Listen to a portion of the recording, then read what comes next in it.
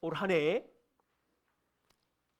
모든 가정이 평안하기를 정말 간절히 소망합니다.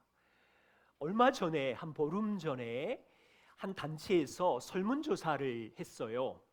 1420명에게 묻기를 2020년 새해에 이루고 싶은 소망이 무엇입니까? 라고 질문을 했더니 탑 10을 정리했습니다. 1등이 뭐냐면 내 집 마련이었어요. 17.04%. 많은 분들이 자기 집을 갖고 싶어 하는 소망을 가졌어요. 1420명 중에 한 250명 가량이. 2위의 소망은 직장을 얻었으면 좋겠어요. 연봉이 높은 직장으로 옮기는 게 소망이에요. 직장 이직에 대한 바람이었어요. 3위는 다이어트 12.75%. 건강에 대한 소망이라 생각됩니다. 조금 더 건강하고 운동하고. 4위는 자기개발 12.25%. 5위는 연애하고 싶어요, 결혼하고 싶어요. 여러분은 올해 한 해를 시작하면서 무슨 소망을 가지고 출발하십니까? 저는 개인적으로 한 4-5가지가 있는데 그 중에 한 가지는 설교 준비를 빨리 끝내고 싶어요. 금토에서 목금으로 최선을 다해서 이 10년 동안 고쳐지지 않는 습관, 저를 위해서 기도해 주십시오. 5년 안에 이루고 싶은 소망이 있다면 확률은 작지만 2 아들 중에 1명이 결혼하는 것. 둘 다 고개를 절레절레 흔들어요. 저와 우리는 올해 이루고 싶은 소망이 있어요. 그런데 반대로 생각해 보십시오. 하나님이 우리의 아버지시면 하나님께서 우리를 향한 소망이 있으시겠지요. 부모인 여러분이 자녀를 향한 소망이 있는 것처럼. 그럼 초점은 이겁니다. 우리가 원하는 소망과 하나님이 우리를 향하여 원하는 소망이 일치해서 올 한 해를 성장하며 자라면 좋겠다. 오늘 창세기 35장에 나타난 야곱의 인생 스토리를 함께 살펴보면서, 이 창세기 35장은요 야곱이 인생의 최고 망가진 시점입니다. 이때 하나님이 야곱을 향한 소망을 이루기 위하여 다시 찾아오십니다. 그때 찾아오시는 하나님 앞에 야곱이 어떻게 반응하는지 이 말씀을 통하여 살펴보고요. 그리고 하나님께서 소망을 가지고 야곱에게 다시 복을 약속하십니다. 그래서 오늘 이 말씀을 확인하면서 2020년 우리도 하나님 앞에서 살아가는 동안 어떤 소망으로 살아야 할까 함께 생각해 보고자 합니다. 35장 전에 우리는 이미 창세기 34장을 몇 주 전에 확인했습니다. 34장에 야곱의 가정은 아주 처참한 일이 일어났어요. 최대의 위기입니다. 야곱이 가나안 땅 세겜 땅에 한 10여 년 정도 정착하며 살았는데 야곱의 딸 디나가 가나안 문화의 유혹이 되어서 세겜 사람들에게 끌려가서 강간을 당하고 몸이 더럽혀지는 사건입니다. 이 일로 인하여 야곱의 아들들은 분노를 참지 못했고 시므온과 레위가 앞장서서 세겜의 남자들을 할례라는 이유로 살인해버리고 다른 아들들도 함께 세겜의 성읍을 약탈하고 도둑질하고 아주 끔찍한 무자비한 복수극을 34장에서 보았습니다. 더 심각한 죄는 이 모든 상황 속에서도 야곱은 아버지라는 책임자의 역할을 하지 못했고 아버지 야곱은 딸을 지키지도 못했으며 아들들의 반항을 막지도 못했습니다. 지금 야곱은 이 상황을 직감하고 34장 30절에 이렇게 말합니다. 가나안 족속이 모여서 이제 나를 치고 나를 죽일 것인데 나도 죽었고 우리 집안도 망하게 생겼다. 여러분, 야곱 인생에 가장 큰 위기가 닥쳤어요. 2019년 저와 여러분들은 야곱보다 더 망가진 분이 있으십니까? 작년 한 해 보시면 힘든 한 해를 보내셨죠? 폭풍우야 폭풍우. 이런 골짜기가 없었어.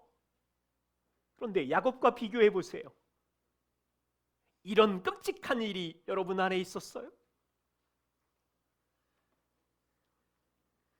야곱의 최악의 위기를 그대로 두었으면 진짜 이 가정은 멸망했어요. 끝났어요. 그런데 35장 1절에 갑자기 하나님이 다시 찾아오세요. 하나님이 야곱에게 이르시되 일어나 베델로 올라가라. 내게 나타났던 하나님께 거기서 제단을 쌓아라. 그리고 5절에 보면 하나님께서 사면 고울들, 가나안 고울들 사람들에게, 하나님은 사람들 불신자의 마음도 움직이는 분이신데 그들 마음 안에 두려움을 심어주셔서 야곱의 가족들을 추격하지 못하도록 보호하시는 거예요. 질문은 이겁니다. 하나님이 갑자기 야곱에게 왜 나타나셨을까요?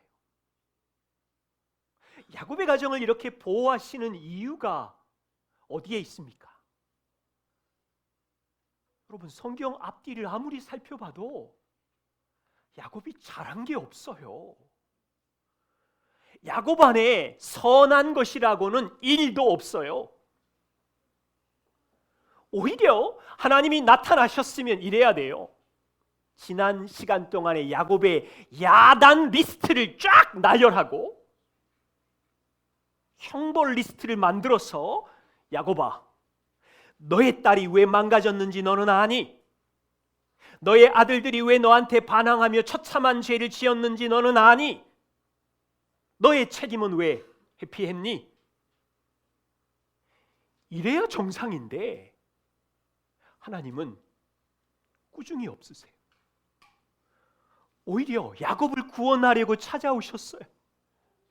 더 이상 야곱이 자기 힘으로는 아무것도 해결할 수 없는 깊은 인생의 바닥의 수렁에 던져졌을 때 하나님은 야곱의 가정을 구원하시려고 갑자기 개입하시고 불신자들의 마음까지 움직여서 보호하세요.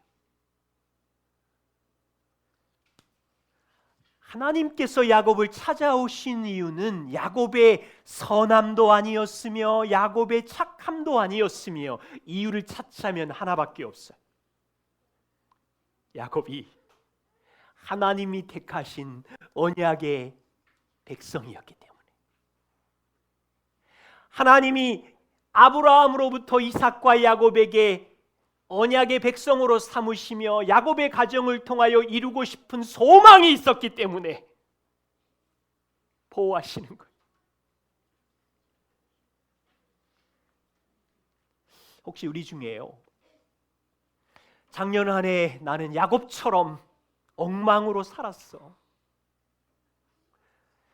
올해 하나님이 나를 떠나시면 어떡하지? 염려하는 분 계세요?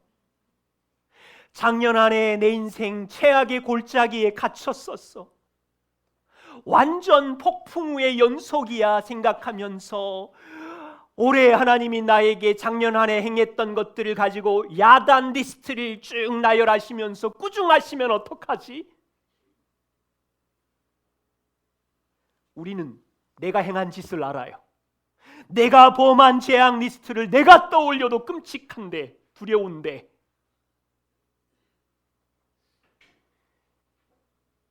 여러분 누구십니까?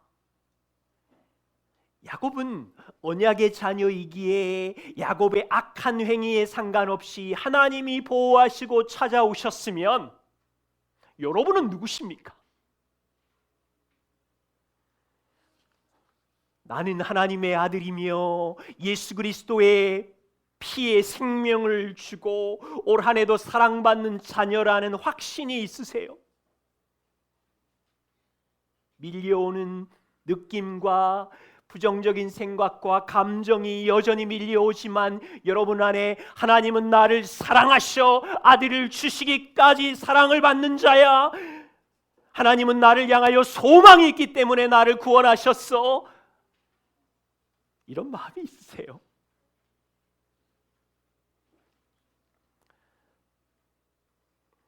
사실 한 4달 전에 저도 교회를 생각하고 제 자신을 생각해서 좀 지쳐 있었고 마음이 힘들었던 적이 있었어요.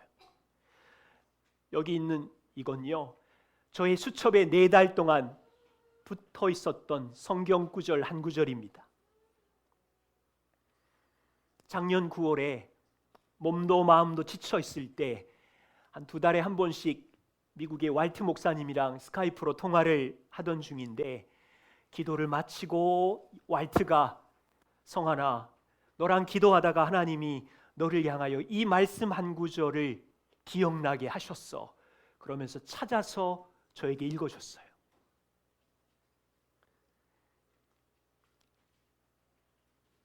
야곱의 집이여 이스라엘 집에 남은 모든 자여 내게 들을지어다. 배에서 태어남으로부터 내게 안겼고 태에서 남으로부터 내게 업힌 너희여 너희가 노년에 이르기까지 내가 그리하겠고 백발이 되기까지 내가 너희를 품을 것이라. 내가 너희를 지었으니 내가 업을 것이며 내가 품고 구하여 내리라. 저에게 너무 큰 위로와 격려가 되었습니다. 2020년을 살아가는 하나님의 자녀 여러분, 이 말씀을 잘 보세요. 하나님이 예수 그리스도의 피로 우리를 자녀로 다시 지었어요. 이 말씀에 보면 내가 하리라, 내가 하리라, 내가 안을 것이며 내가 업을 것이며 내가 너를 지었으니 품을 것이며 구하여 낼 것이며 우리의 아버지, 우리의 통치자의 약속이에요. 야곱이 하나님 앞에 어떻게 반응하나요? 2절과 3절을 보십시오. 야곱이 이에 자기 집안 사람과 자기와 함께한 모든 자에게 이르되 너희 중에 있는 이방 신상을 버리고 자신을 정결하게 하고 너희들의 의복을 바꾸어 입어라. 이제 우리가 일어나 베델로 가자. 내 환난 날에 내게 응답하셨고 내가 가는 길에서 나와 함께하신 하나님께 내가 거기서 제단을 쌓으려 하노라. 보세요. 하나님의 말씀으로 야곱의 삶의 변화가 시작이 되었고요. 야곱은 이제서야 가정의 책임자로 행동하기 시작합니다. 34장에는 멍청하게 가만히 있었는데 35장에 야곱은 집안의 가족들을 다 모으고 모든 종들을 모으고 너희 중에 있는 이방 신상을 버려라. 자신을 정결하게 하고 약속하신 베델로 올라가서 예배하자. 그러자 4절에 보시면 가족들 안에 있는 아들들 안에 있는 자기 손에 있는 모든 이방 신상을 버리고 기에 있는 기고리를 내어놓고 세겜 땅에 나무 밑에다가 묻어버리고 예배의 장소로 출발하는 거예요. 이 모습을 보면요, 야곱의 가정이 어떤 삶을 지난 수십 년 동안 살았는지 알 수 있어요. 야곱의 가정은 하나님을 믿는다고 했지만 대충 적당하게 믿었어요. 세겜 땅에 10년 가까이 살아가는 동안 야곱은 분명히 하나님을 섬기고 있었지만 가족들은 이방 우상도 함께 섬기고 있는 양다리 신앙을 갖고 있었어요. 보세요. 기에, 옛날 고대 시대의 기고리는 무슨 뜻이냐면 자기를 지켜준다고 하는 부적이나 장신구를 기고리로 갖고 있었는데 야곱의 가족들은 세상의 문화의 영향을 받으며 적당한 신앙을 유지하고 있었고요, 혼합적이고 세속적인 신앙을 가지고 10년 동안 있었어요. 우리랑 비슷하지요. 예수님을 만난 지 10년이 됐고 20년이 되었지만 우리도 솔직히 말하면 야곱의 가정처럼, 표현이 죄송해요, 적당한 신앙, 엉성한 신앙을 유지하면서 하나님께로 가까이 갔다가 멀어졌다가 그러고 있잖아요. 하나님을 사랑한다고 매주 은혜로 찬양하지만 여전히 일주일에 내 삶을 보면 세상의 영향을 받아서 우리 손에 들려있는 핸드폰에 민망한 게임 앱을 여전히 가지고 있잖아요. 세상의 영향을 받아서 대박과 한탕 손과 발이 로또를 사러 매주마다 가시지는 않으시지요? 하나님을 사랑한다고 입술로는 기도하지만 세상의 쾌락을 즐기며 아무도 알지 못하는 비밀번호를 걸어놓고 이상한 영상의 사이트를 들락날락거리지는 않으세요? 야곱의 가정이 비슷한 문화로 말하면, 자 보세요. 하나님께서는 창세기 28장에 베델에서 만나셨는데 외톨이였을 때 야곱을 만나 하나님은 야곱을 언약의 백성으로 부르신 이후로부터 창세기 35장까지 30년 동안 야곱을 떠나신 적이 없으며 외톨이의 인생에 하나님은 환난 가운데 지켜주셨으며 먹을 것과 입을 것을 주셨으며 엄청난 가족을 주셨으며 모든 위험에서 보호하시고 인도해 주셨는데, 우리 창세기를 본 것처럼 지난 30년 동안 야곱은 대충의 신앙, 적당 신앙의 모습들을 가지며 세상과 하나님 사이에서 왔다 갔다 하며 하나님께로 요리조리 도망다니다가 자기 힘과 깨로 살다가 이제 34장에서 깊은 수렁에 빠져버렸어.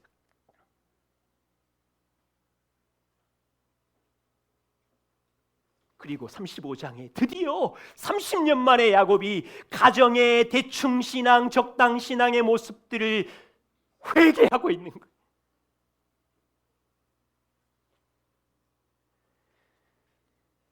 우리는요, 이 야곱의 인생을 통해서 몇 가지 배울 필요가 있어요. 우리의 신앙은 한 방의 깨달음으로 변화되는 것이 아닙니다. 하나님은 야곱을 한 번에 한 방의 깨우침으로 변화시킨 것이 아니에요. 하나님께서는 우리를 불같은 은혜를 왕창 쏟아부어서 단번에 우리의 성품이 예수님을 닮게 하고 단번에 왕창 주시는 은혜로 우리의 습관이 올 한해 싹 바뀌게 되고, 그런 일은 하지 않으세요. 하나님은 우리에게 인격적인 항복을 받아내십니다. 창세기 28장부터 베델에서 야곱을 만나 주신 이후 30년 동안 하나님과 야곱은 밀고 당기는 인격적인 싸움을 하고 있었고요. 창세기 35장에서 야곱은 드디어 황복하고 하나님 앞에 회개하면서 우상을 버리고 주님께도 가까이 갔어. 그럼 여기서 변화가 끝이냐? 아니요. 남아있는 인생 계속 밀고 당기는 싸움을 하면서 치열하게 자녀들에게 남아있는 우상들을 제거해 가면서 그렇게 살겠죠. 다시 말하면 2020년 올 한 해도 하나님은 저와 우리를 기계적으로 조정해서 변화시키지 않습니다. 여러분 인격에 계속 말씀하실 것이고 우리는 반응하는 자입니다. 우리는 이렇게 생각하지요.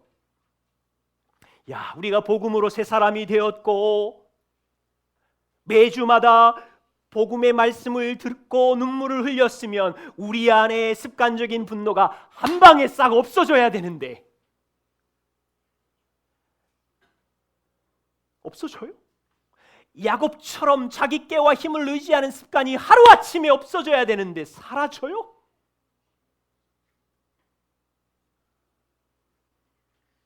여전히 제자리 걸음이잖아요. 하나님은 올해도 우리를 기계적으로 조정하거나 한 번의 은혜로 변화시키시지 않습니다. 저와 우리를 돌아보십시오. 우리 안에 20년 동안 존재하는 분노가 한 방에 사라지지 않잖아요. 매년 조금씩 줄어들어 가는 은혜를 누리고 있지. 우리 안에 30년 동안 갖고 있는 세상의 쾌락이 한 방에 사라지지 않고요. 우리 안에 착싹 달라붙어 있는 야곱 안에 있는 자기 힘을 신뢰하고 사람의 인정의 우상을 따라가는 것이 한 방에 없어지지 않잖아요. 우리 손에 항상 붙어 있는 스마트폰을 놓는 일이 왜 이렇게 힘들어요? 한 방에 없어지지 않잖아요. 하나님은 인격적인 밀고 당기는 싸움을 하면서 우리를 항복시켜 가시는 거예요. 그때마다 우리가 할 일은 그 교제 안에서 야곱처럼 버리고 회개하고 또 싸우고 숨겨내고 찾아내고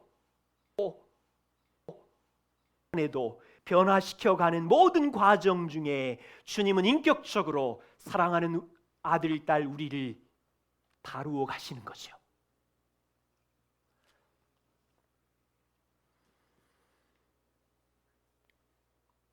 야곱 가정이 드디어 베델에 도착했습니다. 제단을 쌓았고 하나님께 예배했어요. 그러자 9절에 하나님이 다시 야곱에게 나타나십니다. 하나님이 다시 야곱에게 나타나사 그에게 복을 주시고 하나님이 그에게 이르시되 너의 이름이 야곱이지만은 내가 너의 이름을 다시는 야곱이라 부르지 않을 것이고 이스라엘이 너의 이름이 되리라. 저는 이 말씀을 보다가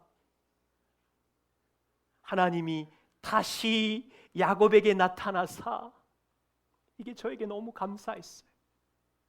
지금 야곱의 꼴은 30년 동안 대충 살았고 적당히 살았고 망가졌고 딸도 상처 입었고 아들도 상처 입었고 완전히 피폐해졌는데 하나님이 다시 나타나사 뭐라 그러시냐면 내 이름이 야곱이지만 내 이름이 그동안 제 힘과 깨를 따르는 사기꾼 같은 야곱이지만 나는 너를 그렇게 부르지 않겠다. 내가 너를 이스라엘이라고 부를 거야. 내가 너를 위하여 싸울 거야. 내가 너를 향한 소망이 있어. 이렇게 부르시는 거예요.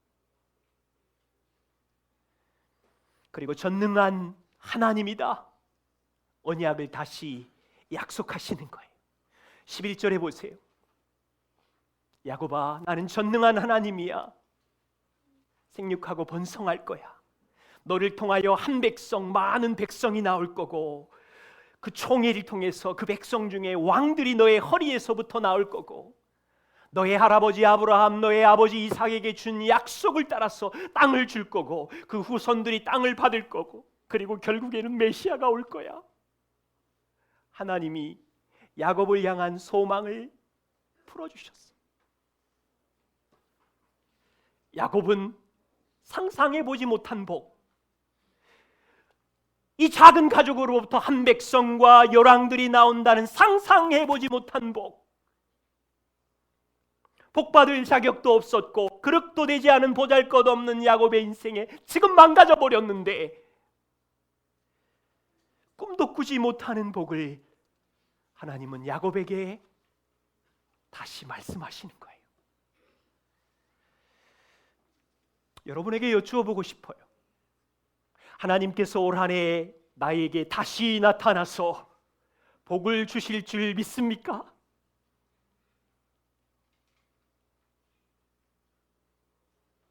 어쩌면 우리 안에도 저는 야곱처럼 10년, 20년 적당히 살았어요. 대충 믿었어요. 세상 영향을 받았어요. 여전히 작년에도 하나님과 밀고 당기는 싸움을 하면서 도망도 다녔어요. 그래서 자신이 없을 수 있지만 하나님은 우리에게 다시 나타나사 복 주실 거라는 확신이 있으세요? 이 확신이 어디서 오냐고요? 세게 말하면 와요? 주여 삼창하면 와요. 그 확신은 하나님의 아들 그리스도와 맺은 사랑의 언약 때문에 오는 거지요. 야곱에게는 할아버지 아브라함과의 언약 때문에 하나님이 그 약속을 주셨고, 베델에서 말씀하신 언약 때문에 야곱의 어떠함과 상관없이 상상할 수 없는 복을 주셨지만, 우리에게는 야곱에게 주신 약속의 언약이 다 성취되었지요.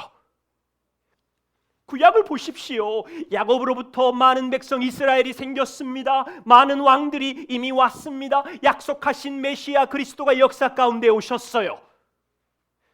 야곱의 후손인 예수 그리스도가 우리를 대신하여 십자가에 죽으셨어요. 저희들에게 생명을 주셨어요. 영원한 천국을 약속하셨어요. 우리의 시점은 여기에 있죠. 그리고 저와 우리는 예수 그리스도의 사랑 안에 자녀가 되었으며 취소할 수 없는 사랑과 은혜 안에서 올 한 해를 살아가기에 어떠한 선함과 착함에도 상관없이 하나님은 반드시 우리를 향한 소망이 있기에, 어떤 소망? 영원히 살고 싶은 자녀 삼은 이 소망을 이루시려고 다시 나타나셔서 올 한 해를 도와주실 것이고 복을 주실 것이고,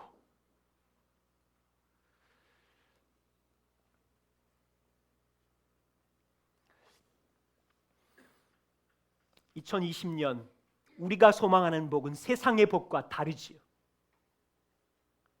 세상 사람들, 우리도 그럴 수 있어요. 하나님 올 한 해 내 집 마련할 수 있게 해주십시오. 좀 넉넉한 연봉이 있는 직장을 주십시오. 건강을 주십시오. 물론 세상의 복도 우리도 누려야 되겠지만 이것과 차원이 다른 복을 우리에게 약속하셨는데,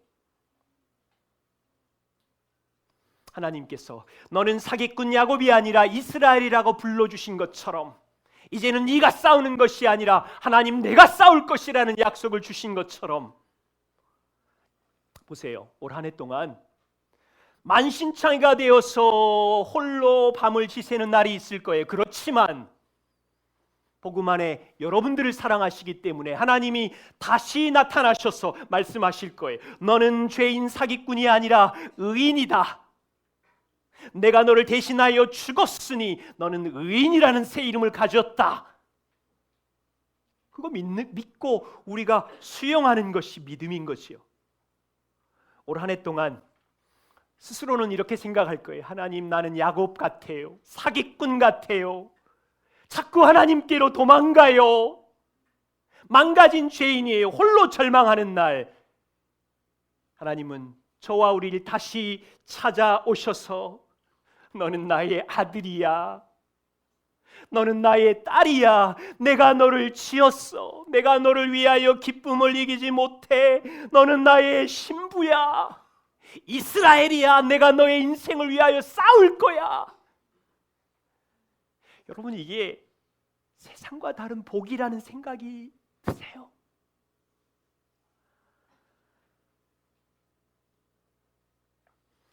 저는 확신해요. 어디서부터 모르는 배짱이 그리스도의 언약 안에 들기 시작했어요. 제가 올 한 해 엉망이 되어 망가지더라도, 주님의 은혜교회 성도들이 어떠한 형편에 처하더라도 하나님은 다시 나타나셔서 복 주시리라는 확신이 그리스도의 언약 안에 있어요. 그렇다면 우리는 그 하나님 앞에서 어떻게 살아야 될까요? 두 가지만 말씀드립니다. 올해 하나님보다 더 사랑하는 우상을 버려야 합니다. 야곱이 30년 동안 적당하게 대충 신앙생활 하다가 자기 집안 사람들에게 고통과 아픔이 찾아온 이후에 집안 구석구석 우상들을 찾아 버린 것처럼, 더럽혀진 가정의 모든 사람들을 정결하게 한 것처럼, 우리도 내 삶의 우상들과 더러운 것을 찾아서 내어버리는 일을 해야 합니다. 골로새서 3장 8절에 이제는 너희가 이 모든 것을 벗어버리라. 분함과 노여움과 악의와 비방과 너희 입에 부끄러운 말이라. 옛사람과 그 행위를 벗어버리고. 여러분, 이런 거 가지면 우리 고통스럽잖아요. 하나님보다 내가 더 사랑한 숨겨진 우상이 무엇인지 찾아내어서 버려야 돼요. 각자, 가정마다. 어떤 사람에게는 이 말씀처럼 끊어지지 않는 분함과 노여움일 수 있죠. 벗어버리라. 어떤 사람에게는 습관적인 비방과 부끄러운 말을 하는 것일 수 있겠지요. 벗어버려라. 어떤 사람에게는 컴퓨터에 숨겨둔 혼자만 즐기는 사이트일 수 있겠고, 절제되지 않는 스마트폰 게임이나 만화일 수 있겠고, 어떤 사람에게는 밀려오는 부정적인 느낌과 감정의 바다에 던져지는 것일 수도 있겠고, 하나님보다 그런 것들을 더 사랑하지 말고, 하나님의 말씀보다 그런 것들을 더 사랑하지 말고, 하나님께서는 인격적으로 밀고 당기는 싸움을 하시면서 우리가 하나님에게 승복할 수 있도록, 그래서 올 한 해 쉽지는 않지만 그런 내 안에 숨겨진 우상들을 이 야곱처럼 묻어버리는 작업을 함께 하는 거예요. 예를 들면 이런 거예요. 적당한 사랑을 누구도 원하지 않지요. 여기 부부가 있는데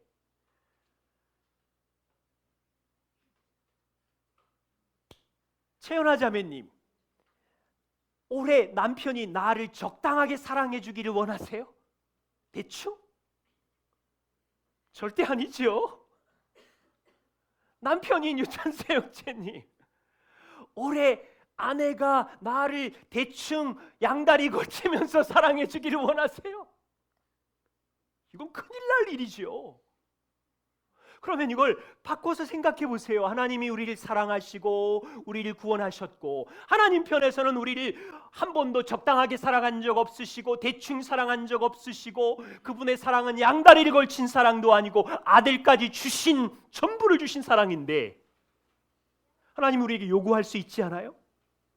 너희는 온 마음을 다하여 온 뜻을 다하여 나를 사랑해라.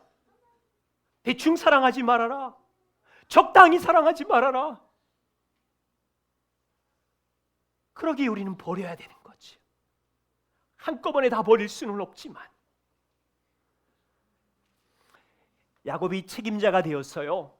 자기 집안과 가족들 안에 있는 우상을 찾아내고 정결하게 한 것처럼 2020년 시작하면서 여기 있는 남자 여러분, 아버지 여러분, 또는 부모 여러분, 우리 가정에서 버려야 할 것이 무엇이 있는지 함께 찾아보고, 쉽지 않지만 묻어버리는 작업을 해주십시오. 두 번째는 하나님의 택하신 자녀다운 옷을 입어야지요. 야곱은 가족들에게 집안 구석구석에 있는 우상의 문화들을 다 나무 밑에 묻어버리고 하나님 앞에 베델로 올라가서 예배하자. 하나님을 만나기 위해서는 우리 자신을 깨끗하게 정결하게 해야 하고 의복도 갈아입어야 되겠다. 그래야 하나님 앞에 예배할 수 있다. 우리에게는 하나님의 사랑을 입은 자답게 어떤 옷을 입어야 합니까? 골로새서 3장 12절부터 14절을 보십시오. 너희는 하나님이 택하사 거룩하고 사랑받는 자이기에 긍휼과 자비와 겸손과 온유와 오래 참음을 옷 입고, 누가 누구에게 불만이 있으면 서로 용납하고 피차 용서해서 주께서 너희를 용서하신 것 같이 너희도 그렇게 용서하고 사랑을 더해라. 우리는 누구입니까? 하나님이 택하시고 거룩해진 자녀이지요.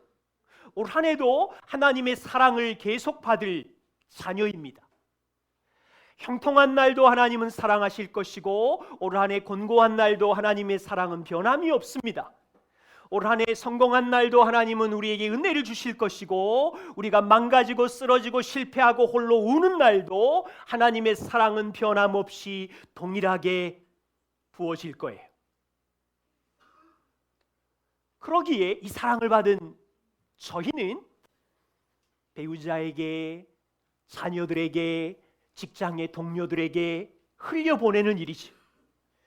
여러분, 다시 이 말씀을 주목해서 보십시오. 바울이 지금 이야기하는 이 세 사람의 삶은 너희가 도덕적인 착한 사람이 되라는 말이 절대 아니에요. 말씀을 잘 보세요. 윤리적으로 용서하는 사람, 온유한 사람, 도덕적으로 친절하고 오래 참는 사람이 되라고 하는 말이 절대 아니에요. 바울은 골로새 성도와 우리가 얼마나 망가진 죄인인지 알고 있었어요. 우리도 24시간 집에 배우자와 아이들만 있으면 우리의 도덕적인 힘으로는 배우자와 자녀들 앞에 긍휼과 자비와 온유와 친절을 실천할 수 없는 망가진 죄인인지 지난주도 보셨잖아요.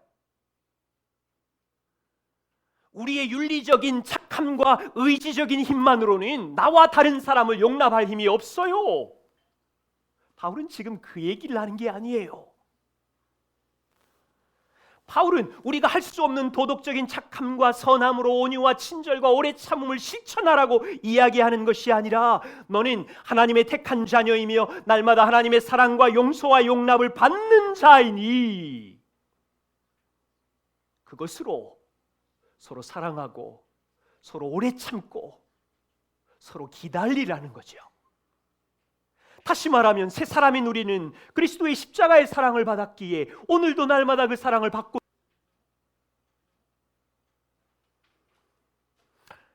나 자신의 도덕적인 힘이나 윤리적인 착함으로 실천해라가 아니라 생명이신 그리스도께 연결되어 있으니 용서의 옷을 입으며 용납의 옷을 입으며 친절의 옷을 입어라, 이런 말이죠. 2020년 새해 소망이 무엇입니까? 처음에 말씀드린 것처럼 세상 사람들과 같이 내 집 마련, 연봉 좋은 직장, 다이어트 그런 일도 있으면 좋겠어요. 또한 우리의 올 한 해의 소망이 하나님과 동일했으면 좋겠어요. 하나님께서 우리를 향한 소망이 있어요. 하나님을 더욱 사랑해라. 그러기에 하나님보다 더 사랑하는 우상들을 버려라. 너희 안에 숨겨진 우상들을 버려라. 하나님의 자녀다운 옷을 입어라. 어떻게 입느냐? 그리스도의 생명에 연결되어 있는 새로운 피조물이니 그 은혜와 사랑을 힘입어서 아름다운 자녀다운 옷을 입어라. 가정에 돌아가셔서 가족들이 함께 올 한 해, 얘들아, 하나님은 올 한 해 작년 한 해 망가졌지만 올 한 해도 더 크게 복을 주시고 나타나셔서 우리를 사랑하실 거야. 담대하게 믿음으로 말씀하시고 하나님이 사랑을 힘입어 올 한 해 우리가 버려야 할 것이 무엇인지 몇 가지만 찾아보자. 입어야 할 것이 무엇인지 여보 한번 이야기해 주세요. 아들아, 딸아, 나 좀 도와줘. 그래서 이 새해를 하나님이 기뻐하시는 소망을 따라서 출발하는 한 해이기를 부탁드립니다. 기도하겠습니다.